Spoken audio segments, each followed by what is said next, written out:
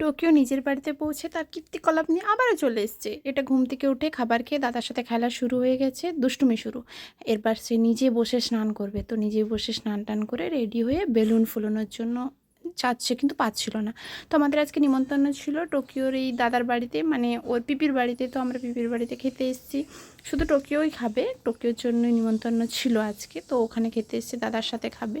খাওয়া দাওয়া করে ঘুম থেকে উঠে সে তাতাইয়ের সাথে ঘুরতে যাবে। তো বিকেলে তাতাইকে গেঞ্জি দিচ্ছি, তাতাই তুমি জামা পরো, আমাকে নিয়ে চলো। সে স্কুটিতে চাপতে শিখেছে তাতাইয়ের সাথে। তো তাতাইয়ের সাথে স্কুটির থেকে ঘুরে এসে একটা বেলুন কিনে নিয়ে চলে এলো যথারীতি। সে শুধু যাচ্ছে মেলায় আর বেলুন কিনে আনছে। এবার তাকে আমি ফ্রেশ করিয়ে দিয়েছিলাম, সে পাপা আর তার মামায়ের সাথে আরও মেলায় যাচ্ছিলো। তো আমাকে টাটা করলো, বাকি সবাইকে টাটা করে দিয়ে চলে গেল। সন্ধেবেলায় আবার মায়ের সাথে বেরিয়েছে। মাকে বলছে, মা আমি বেলুন কিনবো। আমি তো আর বেলুন কিনে দিইনি, যখনই যাচ্ছে একটা করে বেলুন, আর বাড়িতে যেয়ে সেই বেলুন সব ফুটিয়ে ফেলছে। এবার সে ঠাকুরকে দেখে একটু প্রণাম করতে ইচ্ছে করেছে, তার একটু ভক্তি জেগেছে মনে। সে প্রণাম টনাম সেরে এবারে তার ওই হরে কৃষ্ণর তালে নাচ শুরু হয়েছিল।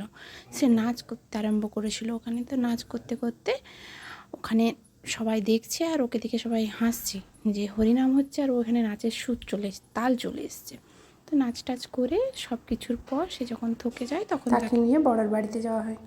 নাচ গানের পর সে সব সেরে এবারে যাচ্ছিল তার বড়োর বাড়িতে। বড়ো মানে সে বড়ো ঠাম্মা, তো তাকে সে বড়ো বউ বলে। তো বড়ো ঠাম্মার বাড়িতে যেয়ে সে পাঁপড় ভাজা খেলো। পাঁপড় ভাজা খেয়ে একটু তাদের সাথে গল্প টল্প করে তারপরে সে ওখানে একটু বক্তৃতা দিল সবার সাথে, একটু সবাইকে নিয়ে আনন্দ করলো। তারপর রাত্রেবেলায় খাবার দাবার খেয়ে বাড়িতে সুন্দরভাবে ঘুমিয়ে পড়েছিল।